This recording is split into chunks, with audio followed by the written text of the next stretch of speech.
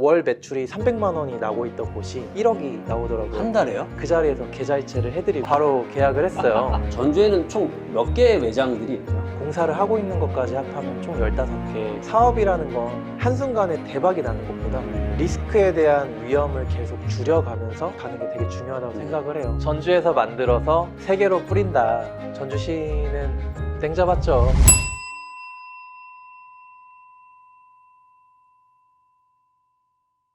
안녕하세요. 806 최대석입니다. 오늘은 한복대여 사업으로 시작해서 책방, 바, 카페까지 운영하며 K컬처를 넘어 K월드를 만들어 나오고 계시는 주식회사 한복남의 박세상 대표님 모셨습니다. 반갑습니다. 반갑습니다. 안녕하세요. 저는 주식회사 한복남의 대표 박세상입니다. 저희 회사는 한국에서 한복을 입고 여행하는 문화를 이제 기획한 회사라고 생각을 해주시면 좋을 것 같은데요. 전주 한옥마을이나 경복궁에 우리가 여행을 하러 가다 보면 한복 입고 그곳을 이렇게 여행하시는 관광객들을 볼 수 있습니다. 그 한복을 입고 여행을 하기까지의 과정들을 이제 10년 전부터 기획을 해서 만들어 왔던 회사라고 설명을 드릴 수 있을 것 같고, 현재는 이제 한복 이외에도 좀 다양한 일들을 확장해서 해 나가고 있는 중입니다. 2014년쯤에 시작을 하신 건가요? 정확하게는 2012년도. 2012년. 네. 그때 어떻게 한복이라는 아이템을 처음 접하게 됐나요? 시작하게 됐나요? 저는 사실 한복에 관심 있는 사람은 아니에요. 여전히 10년이 그래요? 지난 지금도. 제가 관심 있는 분야는 도시입니다. 그래서 도시. 일부러 의도적이진 않았지만 제가 태어난 곳이 전주라는 도시였고 학교를 다녔던 곳도 이제 전주, 그 다음에 또 대학교 때 공부했던 곳도 대전인데, 네. 저는 계속 내가 살고 있는 도시의 특색, 문화를 어떻게 만들어 나가야 되는지에 대한 고민을 되게 많이 했던 그런 어린 시절을 좀 보냈었어요. 그러다 보니까 전주라는 도시에서 가지고 있는 특색이 전통 문화였었고, 네, 그렇죠. 전주라는 도시를 어떻게 하면 더 재미있게 만들 수 있을까를 고민하다가 한복 입고 여행하는 게 한옥마을에서 당연해지면 좋겠구나 라는 생각을 했던 게 저의 이제 한복 아이템을 가지고 창업을 하게 된 계기였고, 결론적으로는 한복은 저한테 수단이었습니다. 왜냐하면 전주라는 도시가 전통 문화의 도시로 더 특색 있게 가기 위한 한 가지의 소재가 한복이었던 거죠.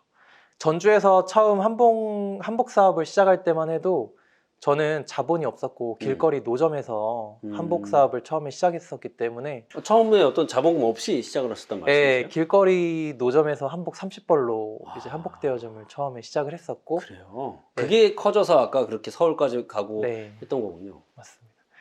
한옥마을에 코로나 때 많은 집들이 다 공실이 되고 비어 있었거든요. 네. 원래는 전주 한옥마을이라는 도시를 2012년도에도 한옥마을이 어떻게 하면 더 재미있어질까에 대한 생각을 하면서 한복부터 시작을 한 건데, 네. 코로나가 저한테는 그걸 이어갈 수 있는 계기를 마련해줬다고 생각해요. 그래서 코로나 때 이제 당연히 서울에 있는 회사도 멈춰 있고 모든 것들이 멈춰 있을 때 고향에 잠깐 내려갔었는데, 한옥마을이 싹 다 비어 있는 걸 보면서 한복을 입히는 것까지는 우리가 했는데 한복을 입은 고객들을 대상으로 추가적으로 만들 수 있는 서비스는 없을까를 이제 그때 고민을 했어요. 그래서 지금까지 우리 회사가 해온 건 어떻게 한복을 입힐까였는데, 코로나를 기점으로 한복을 입고 뭐 할까에 대한 고민을 하면서 비어있는 한옥마을의 이제 공간들을 한 개, 두 개, 세 개씩 코로나 때 막 이제 임대를 하거나 인수를 하거나 이렇게 합니다. 그래서 가장 첫 번째로 하셨던 건 뭔가요? 제일 먼저 했었던 거는 우연찮게 코로나 4단계가 발령되는 시점에 지금 듣기만 해도 그 암울함이 코로나 네. 4단계라니. 사람이 아무도 거리에도 네. 없었을 때 커피 한 잔을 먹자는 네. 그 약속이 생겨서 한옥마을에 한 번도 가보지 않았던 카페로 부르더라고요. 거기 갔는데 프랜차이즈였어요. 네. 저는 옛날부터 그 건물을 봤을 때 왜 프랜차이즈가 한옥마을에 굳이 있지? 라는 생각을 하면서 단 한 번도 가지 않았는데 예. 거기를 이제 코로나 4단계 때 처음 간 거예요. 네. 들어가자마자 커피를 마시면서 이렇게 실내 공간을 보고 이렇게 테라스를 봤는데, 와, 이게 한옥마을이라고 놀랄 정도로 너무나 멋진 뷰가 그 카페 음. 안에 있더라고요. 카페 이제 전주 한옥마을을 쫙 내려다 보이는 그런 곳이죠. 예, 한옥마을의 경기전이 이제 음, 내려다 보이는 정말 멋있는 뷰가 있습니다. 그래서 와, 나는 왜 10년 동안 한옥마을에 있었는데 이걸 못 봤지? 라는 생각이 제일 먼저 들었고, 두 번째, 아무도 없고 저랑 앞에 있는 친구랑 커피 둘이 먹고 있는 상황. 그리고 세 번째, 사장님이 근심 걱정이 굉장히 많은 표정을 네. 보면서 아, 이제 커피 값을 계산하면서 한번 여쭤봤죠. 네. 혹시 여기 공간이 내놨냐고 네. 제가 살짝 여쭤봤는데 네. 내놨다는 거예요. 아, 바로. 진짜요? 네. 코로나 때였기 때문에 이제 상당히 낮은 가격이었고, 그래서 그 얘기를 듣자마자 그 자리에서 계좌이체를 해드리고 와, 그 자리에서 바로 한 거예요? 예. 와. 바로 계약을 했어요. 네. 네, 미리 말씀드리지만 네. 저는 커피 잘 안 좋아하고 아. 술도 안 먹고 담배도 좀 잘 안 피는 이제 네. 편인데 그 뷰 하나 보고 결정한 거예요? 네, 맞습니다. 가능성을 본 거예요? 네. 코로나 4단계. 네. 저희 한복남을 이용한 고객들이 항상 하시는 말씀이 있어요. 한복을 빌려 입고 나갔다가 반납을 하면서 힘들어 죽겠어요 라는 얘기를 해요. 왜요? 그러니까 이제 한복을 입으면 사실 불편한 건 사실이에요. 음. 다만 좋은 추억을 사진으로 남기기 위해서 불편함을 감수하고 입으시는 거죠. 근데 쉴 때가 한옥마을에 마땅치가 않아서 쉴 데가 없다. 네. 그래서 이제 한복과 제일 잘 어울리는 공간을 만들어야겠다라고 생각을 했고, 그래서 저는 커피 만드는 레시피도 모르는데 일단 바로 카페를 하자 해서 이제 그 공간을 단돈 3천만 원 정도만 투자해서 이제 인테리어를 했어요. 네. 아, 최소한의 비용을 투자한 최소한의 거네요. 비용으로. 근데 그 3천만 원이 다 어디에 쓰였냐? 한옥마을이 내려다 보이는 그 뷰를 살리는 데만 돈을 썼고, 나머지는 그 프랜차이즈가 운영하고 있던 시설 그대로만 다 썼었습니다. 한 달 정도 공사하고 바로 오픈을 했는데 저는 그때 알았죠. 코로나 4단계임에도 불구하고 사람들의 욕구, 즐기고자 하는 욕구는 코로나라는 질병을 뛰어넘는다. 어떻게 소문을 알았는지 네. 마케팅도 안 했는데 오시더라고요. 아, 그래요? 불과 한 달 전만 해도 땡땡 프랜차이즈에 간판을 달고 월 매출이 300만 원이 나고 있던 곳이 네. 한 달 뒤에 저희가 3천만 원 갖다 손을 보고 오픈을 했는데 1억이 나오더라고요. 한 달에요? 좀 이것도 좀 카페에서 사실 그게 나올 수 있나요? 저도 카페? 사실은 깜짝 놀랐어요. 이게 지금 카페 하는 지인들 얘기 들어보면 카페에서 1억 나오기가 쉽지 않다고 아니, 하더라고요. 심지어 그때는 또 코로나 3, 4단계가 왔다 갔다 할 그런 때였는데요. 네, 맞아요. 이제 한옥마을이 8월 달이 여름 성수기인데 그때랑 살짝 좀 맞물려 있던 부분도 있었고, 최소한의 비용으로 빠르게 해결해야 되는 딱 그 포인트만 바꿨더니 바로 이게 전환이 되더라고요. 제가 생각했던 포인트는 그거였어요. 첫 번째, 프랜차이즈 간판을 내린다. 특히 왜 다른 여행객- 데서도 이미 할 수 있어요? 예, 여행객들은 그거 할 필요 없다. 두 번째, 이 공간의 본질은 커피가 아니다. 아, 뷰. 뷰다. 그러면 지금 이 뷰를 가로막고 있는 이 나무와 테라스의 그 난간들을 싹 다 걷어내고 유리로 바꾸자. 이게 제가 썼던 모든 인테리어의 비용이고요. 세 번째, 아주 예쁜 포토존을 하나 만들었습니다. 그래서 한복 입고 꼭 여기서 사진을 찍고 싶은 그런 포토존 하나만 딱 만들었더니 이게 바로 이제 바이럴을 타면서 한옥마을에서 굉장히 유명해지더라고요. 그래서 그 카페를 만들고 난 이후에 전주 한옥마을을 검색하면 보여지는 사진이 다 마시랑게. 다 그 카페로 바뀌더라고요. 카페 이름이 마시랑게죠? 예, 마시란 게 마시라. 전라도 사투리로 마시라니까의 전라도 사투리. 제가 사업 가입하면서 네트워킹을 하고 그 다음에 한번 진짜 보고 싶다. 뭘 이렇게 실제로 하고 있는지 가서 네. 보고 싶다 그래서 저도 전주에 아마 처음 갔었던 것 같거든요.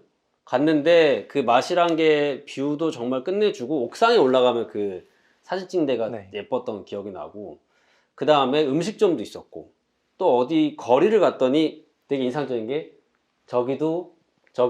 저기도 우리 회사가 하는 거 그랬던 기억이 나요. 전주에는 총 몇 개의 매장들이 있나요?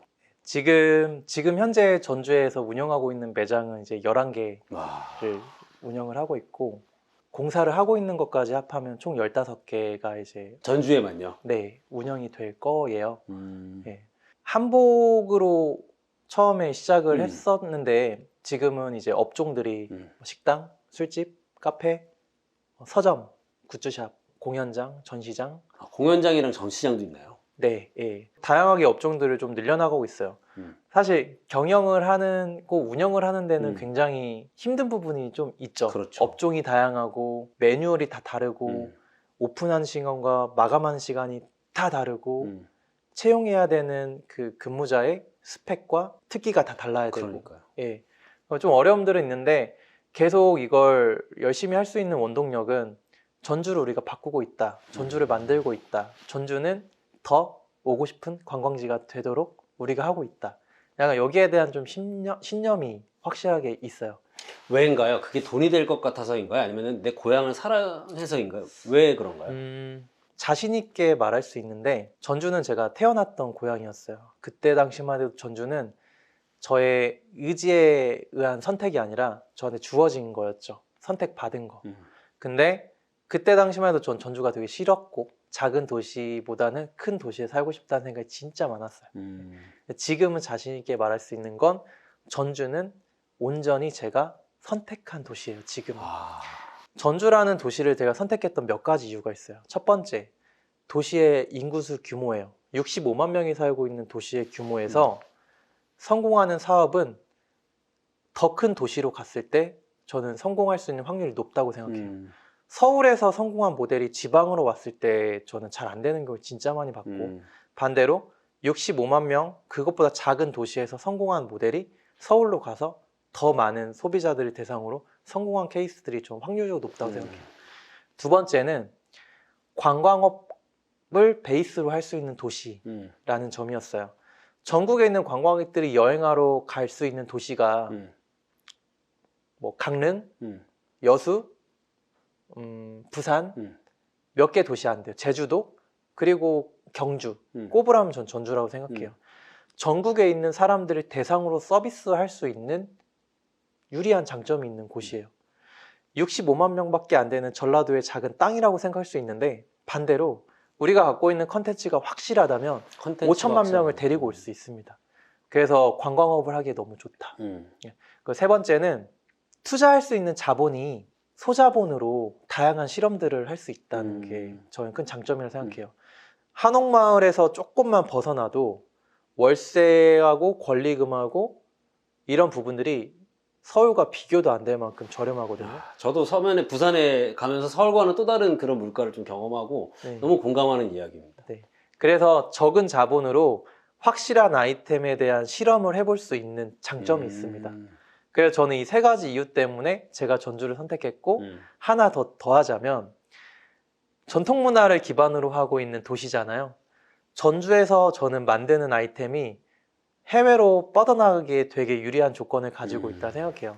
그래서 이 네 가지 이유 때문에 저는 전주를 선택했고 제가 좀 설계해 놓은 한쪽 파트는 전주라는 지방도시에서 일을 하고 있지만 본사를 서울에 뒀고 현재 매출도 서울 쪽에서 더 많이 나고 있는 건 사실입니다. 그렇게 설정해 놓은 이유는 지방에서만 판로를 두고 있으면 확장성과 여러 가지 한계점이 있더라고요. 그래서 지방에서 여러 가지 실험들을 하고 모델을 만들고 아이템을 만들되 서울이나 해외로의 접점들을 가지고 있으니까 전주에서 굉장히 편안하게 일을 할 수 있는 것 같아요. 전주는 하나의 연구소의 개념이라고 보면 될까요? 맞습니다. 저는 전주에서 만들어서 세계로 뿌린다 이런 생각을 하고 있으니까 전주가 더 매력적이게 느껴지는 것 같아요. 전주시의 입장으로서도 굉장히 좋은 일이네요.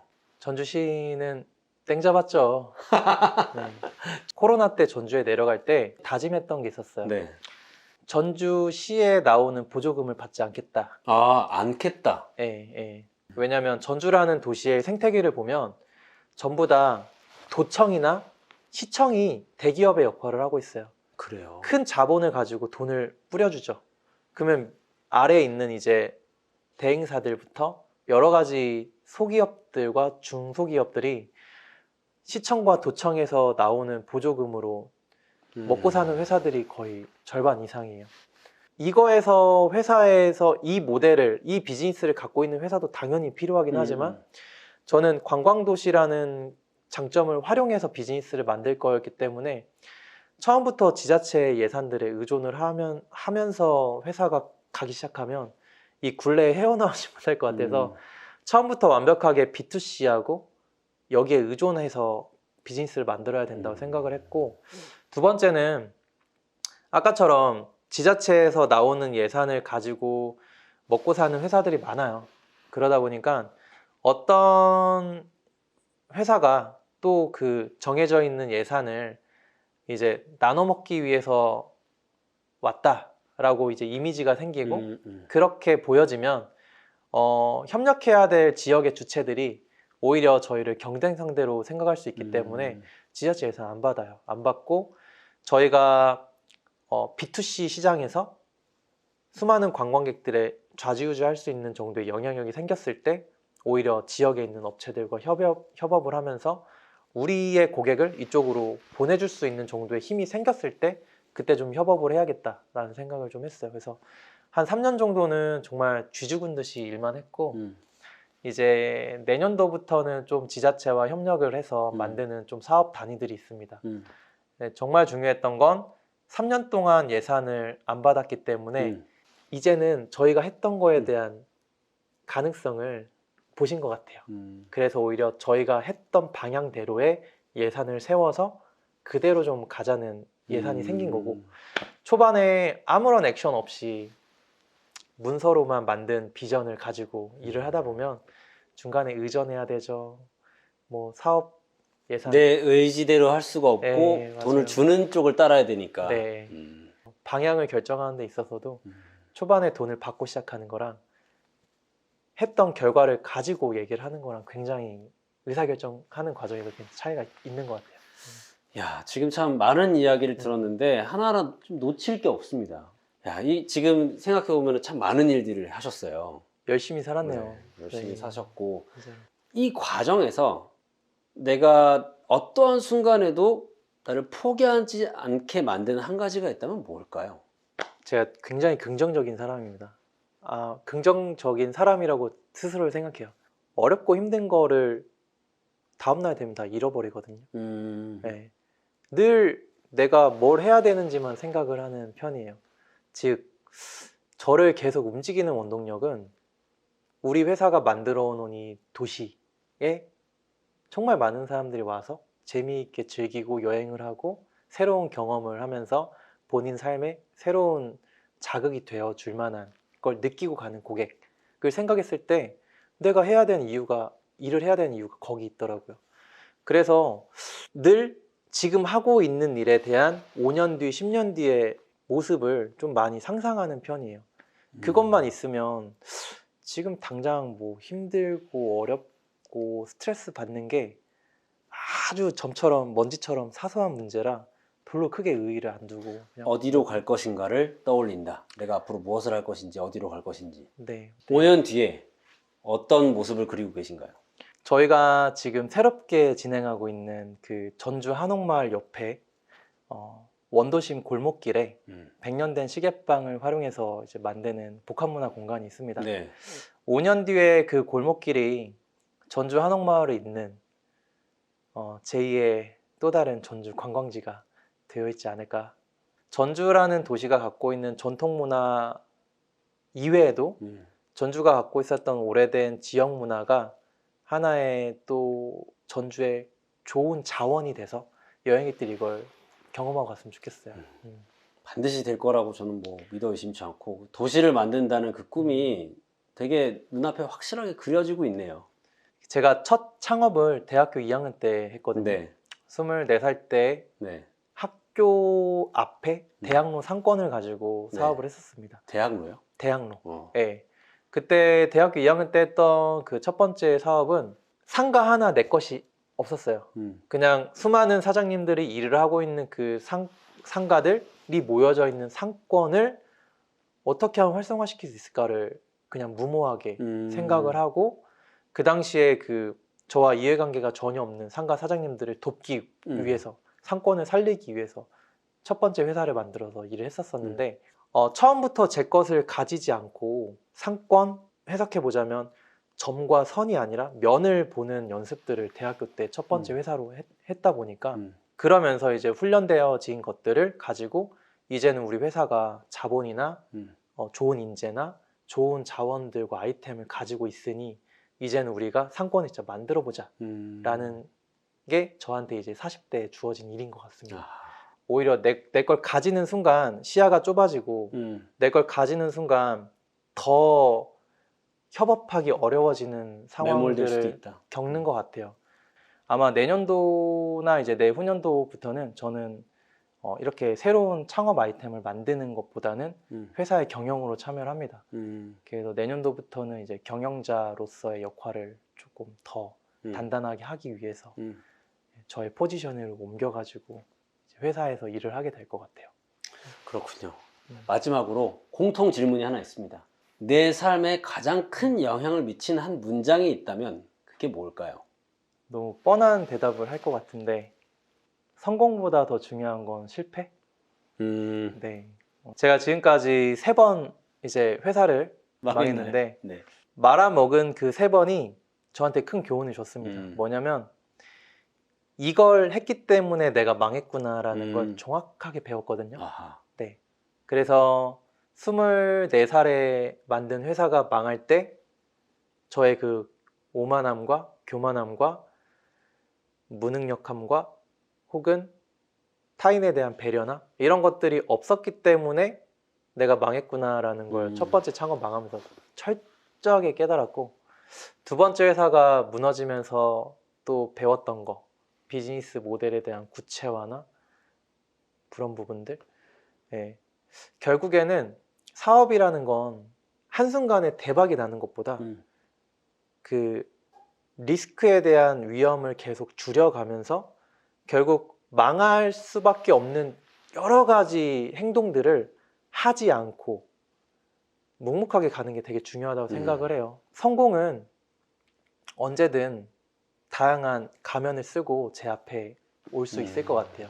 하지만 진짜 실력은 실패하지 않는 거에서 저는 갈린다고 봐서, 예, 빨리 실패해 볼 수 있으면 20대, 30대 빨리 더 많이 실패해서 아, 이것만큼은 절대 안 해야겠구나 라는 걸 하루라도 빨리 배우면 좋은 것 같고, 다양한 실패를 통해서 하면 안 되는 것이 무엇인지를 빨리 깨닫고 그 다음 해야 될 일들에 집중하는 능력을 키우는 거네요.